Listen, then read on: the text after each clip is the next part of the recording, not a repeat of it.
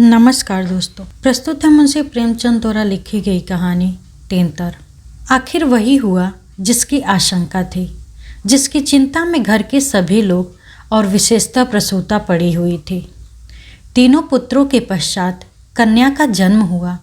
माता सौर में सूख गई, पिता बाहर आंगन में सूख गए और वृद्ध माता सौर द्वार पर सूख गई। अनर्थ, महा अनर्थ। भगवान ही कुशल करे तो हो। यह पुत्री नहीं राक्षसी है। इस अभागिन को इसी घर में जाना था। आना था तो कुछ दिन पहले क्यों न आई। भगवान सातवें शत्रु के घर भी तेतर का जन्म न दे। पिता का नाम था पंडित दामोदर दत्त।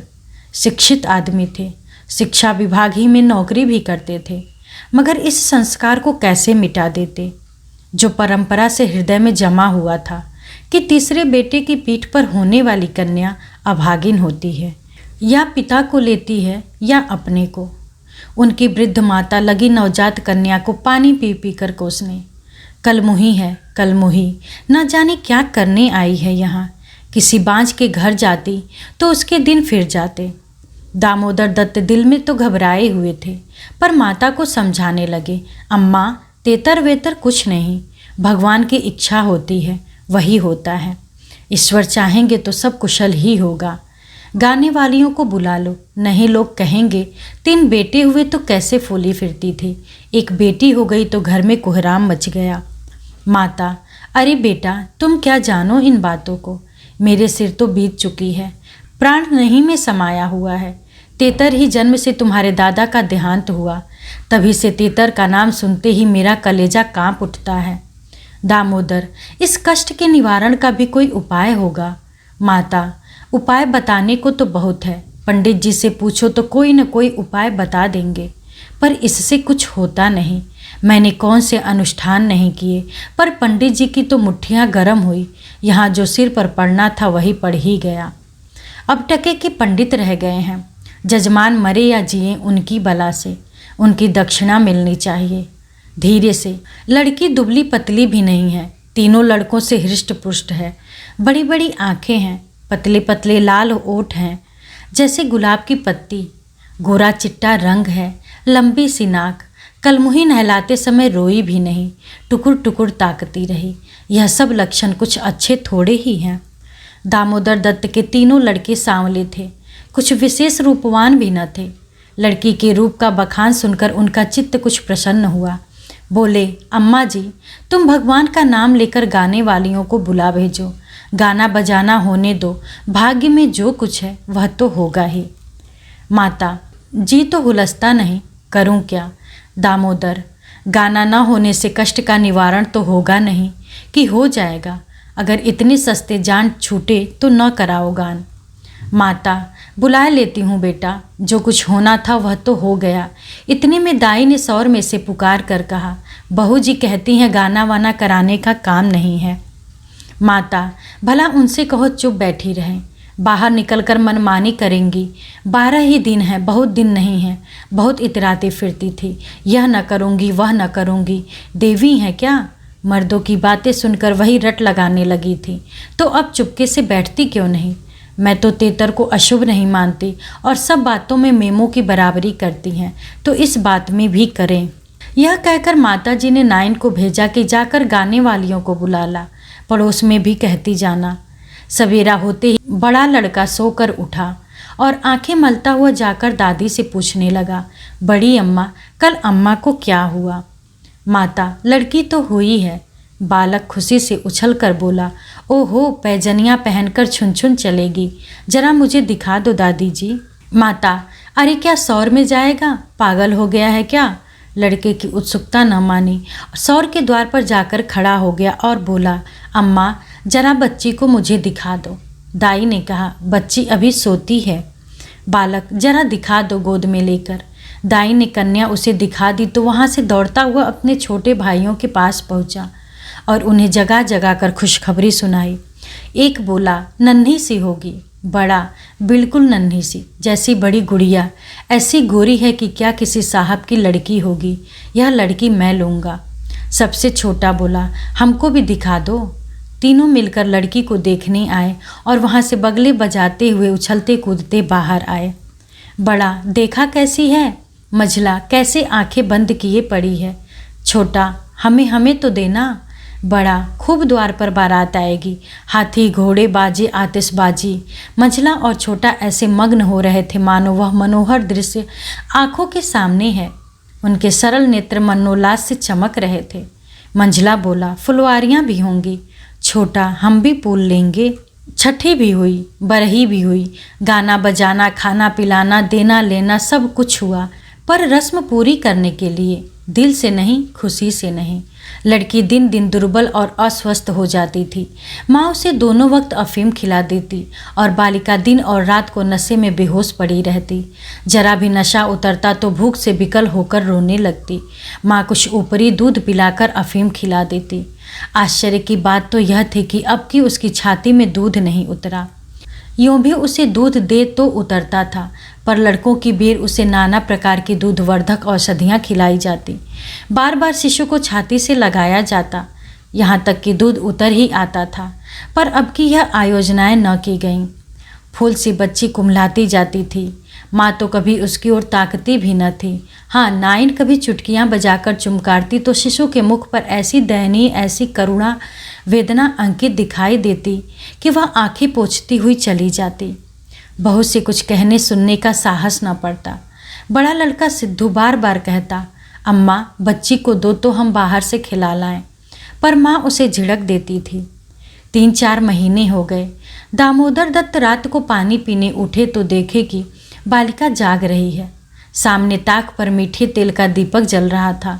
लड़की टकटकी बांधे उसी दीपक की ओर देखती थी और अपना अंगूठा चूसने में मग्न थी। चुभ चुभ की आवाज़ आ रही थी। उसका मुख मुरझाया हुआ था, पर वह न रोती थी न हाथ पैर फेंकती थी। बस अंगूठा पीने में ऐसी मग्न थी मानो उसमें सुधा रस भरा हुआ है। वह माता के स्तनों की ओर मुँह भी नहीं फेरती थी, मानो उसका उन पर कोई अधिकार है ही नहीं। उसके लिए वहाँ कोई आशा नहीं। बाबू साहब को उस पर दया आई। इस बेचारी का मेरे घर जन्म लेने में क्या दोष है? मुझ पर या इसकी माता पर कुछ भी पड़े, उसमें इसका क्या अपराध है? हम कितनी निर्दयता कर रहे हैं कि कुछ कल्पित अनिष्ट के कारण इसका इतना तिरस्कार कर रहे हैं। मानो कि कुछ अमंगल हो ही जाए तो क्या उसके भय से इसके प्राण ले लिए जाएंगे? अगर अपराधी है तो मेरा प्रारब्ध है। इस नन्हे से बच्चे के प्रति हमारी कठोरता क्या ईश्वर को अच्छी लगती होगी? उन्होंने उसे गोद में उठा लिया और उसका मुख चूमने लगे। लड़की को कदाचित पहली बार सच्चे स्नेह का ज्ञान हुआ। वह हाथ पैर उछाल कर गूं गूं करने लगी और दीपक की ओर हाथ फैलाने लगी। उसे जीवन ज्योतिषी मिल गई। प्रातःकाल दामोदर दत्त ने लड़की को गोद में उठा लिया और बाहर लाए। स्त्री ने बार बार कहा, उसे पड़ी रहने दो। ऐसी कौन सी बड़ी सुंदर है, अभागिन रात दिन तो प्राण खाती रहती है, मर भी नहीं जाती कि जान छूट जाए। किंतु दामोदर दत्त ने न माना। उसे बाहर लाए और अपने बच्चों के साथ बैठकर खिलाने लगे। उनके मकान के सामने थोड़ी सी जमीन पड़ी हुई थी। पड़ोस के किसी आदमी की एक बकरी उसमें आकर चरा करती थी। इस समय भी वह चर रही थी। बाबू साहब ने बड़े लड़के से कहा, सिद्धू जरा उस बकरी को पकड़ो तो इसे दूध पिलाएं, शायद भूखी है बेचारी। देखो तुम्हारी नन्ही सी बहन है ना, इसे रोज हवा में खिलाया करो। सिद्धू को दिल लगी हाथ आई। उसका छोटा भाई भी दौड़ा। दोनों ने घेर कर बकरी को पकड़ा और उसका कान पकड़े हुए सामने लाए। पिता ने शिशु का मुंह बकरी थन में लगा दिया। लड़की चुबलाने लगी और एक क्षण में दूध की धार उसके मुंह में जाने लगी, मानो टिमटिमाते दीपक में तेल पड़ जाए। लड़की का मुंह खिल उठा। आज शायद पहली बार उसकी क्षुधा तृप्त हुई थी। वह पिता की गोद में हुमक हुमक कर खेलने लगी। लड़कों ने भी उसे खूब नचाया कुदाया। उस दिन से सिद्धू को मनोरंजन का एक नया विषय मिल गया। बालकों को बच्चों से बहुत प्रेम होता है। अगर किसी घोषणालय में चिड़िया का बच्चा देख पाए तो बार बार वहाँ जाएंगे। देखेंगे कि माता बच्चे को कैसे दाना चुगाती है, बच्चा कैसे चोंच खोलता है। कभी दिन में 2-2, 3-3 बार पिलाता। बकरी को भूसी चोकर खिलाकर ऐसा परचा लिया कि वह स्वयं चोकर के लोभ से चली आती और दूध देकर चली जाती। इस भांति कोई 1 महीना गुजर गया। लड़की हृष्ट पुष्ट हो गई, मुख पुष्प के समान विकसित हो गया। आंखें जग उठीं। शिशुकाल की सरल आभा मन को हरने लगी। माता उसको देख देख कर चकित होती थी। किसी से कुछ कह तो नहीं सकती, पर दिल में आशंका होती थी कि यह बोह मरने की नहीं, हम ही लोगों के सिर जाएगी। कदाचित ईश्वर इसकी रक्षा कर रहे हैं, जब ही तो दिन दिन निखरती आती है। नहीं, अब तक ईश्वर के घर पहुंच गई होती। मगर दादी माता से कहीं ज़्यादा चिंतित थी। उसे भ्रम होने लगा कि वह बच्चे को खूब दूध पिला रही है, सांप को पाल रही है, शिशु की ओर आंख उठाकर भी न देखती। यहाँ तक कि एक दिन कह बैठी, लड़की का बड़ा छोह करती हो। हाँ भाई, माँ हो कि नहीं, तुम न छोह करोगी तो कौन करेगा। अम्मा जी, ईश्वर जानते हैं जो मैं इसे दूध पिलाती हूँ। अरे तो मैं मना थोड़े ही करती हूँ, मुझे क्या गरज पड़ी है कि मुफ्त में अपने ऊपर पाप लूँ। कुछ मेरे सिर तो जाएगी नहीं। अब आपको विश्वास ही न आए तो क्या करें। मुझे पागल समझती हो? वह हवा पी पी कर ऐसी हो रही है। भगवान जाने अम्मा, मुझे तो अचरज होता है। बहू ने बहुत निर्दोषिता जताई, किंतु वृद्धा सास को विश्वास न आया। उसने समझा वह मेरी शंका को निर्मूल समझती है, मानो मुझे इस बच्ची से कोई बैर है। उसके मन में यह भाव अंकुरित होने लगा कि इसे कुछ हो जाए तब यह समझे कि मैं झूठ नहीं कहती।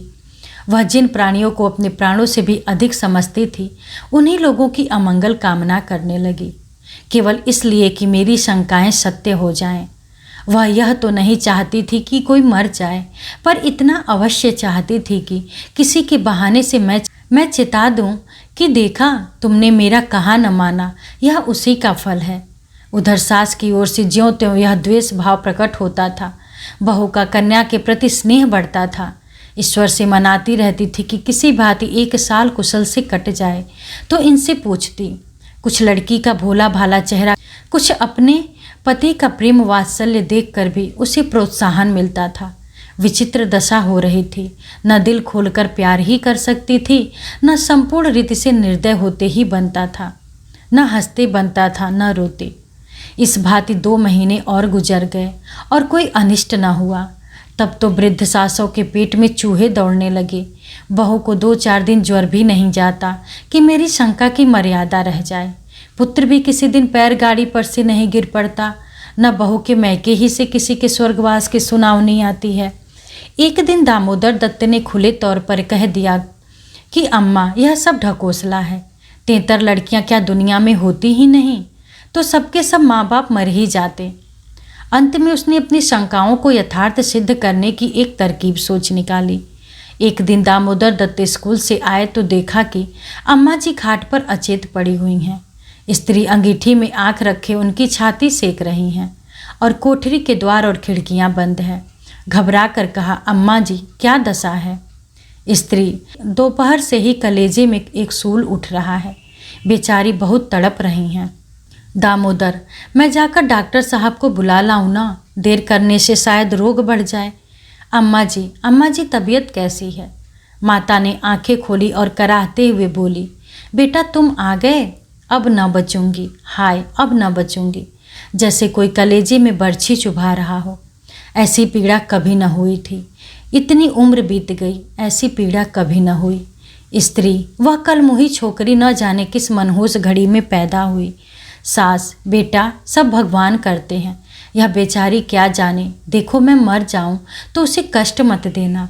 अच्छा हुआ मेरे सिर आई, किसी और के सिर तो जाती ही, मेरे ही सिर सही। हाय भगवान, अब न बचूंगी। दामोदर, जाकर डॉक्टर को बुला लाऊं, अभी लौट आता हूँ। माताजी को केवल अपनी बात की मर्यादा निभानी थी, रुपए न खर्च कराने थे। बोली, नहीं बेटा, डॉक्टर के पास जाकर क्या करोगे? अरे कोई ईश्वर है, डॉक्टर के पास जाकर क्या करोगे? डॉक्टर अमृत पिला देगा, 10-20 वह भी ले जाएगा।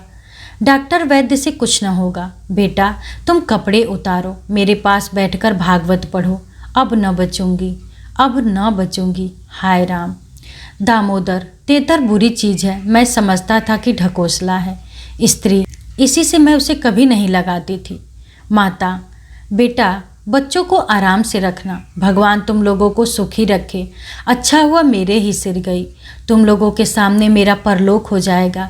कहीं किसी दूसरे के सिर जाती तो क्या होता। राम, भगवान ने मेरी विनती सुन ली, हाय हाय। दामोदर दत्त को निश्चय हो गया कि अब अम्मा न बचेंगी। बड़ा दुख हुआ।